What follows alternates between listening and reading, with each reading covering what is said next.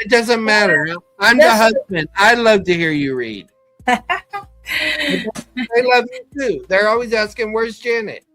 They rather hear you read than me. That's for sure. All right, go ahead. Okay. Okay. Does the Gospel of John follow the classical plot devices of biblical narrative? A sugar layman ChatGPT response. Uh, Time long? Too long didn't read.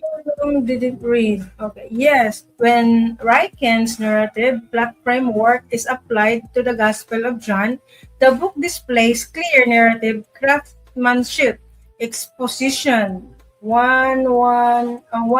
Chapter 1, verse 1 to 18. That's John. Inciting moment, John the Baptist witness, rising conflict, science plus unbelief, turning point, Lazarus signs, climax, crucifixion, and They don't. They don't denouement, matter.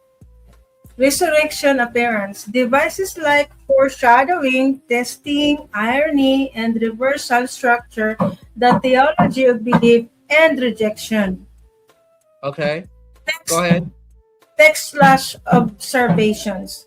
Rykens identifies recurring narrative devices in biblical stories, exposition, inciting moment, rising action, turning point, climax, and denouement,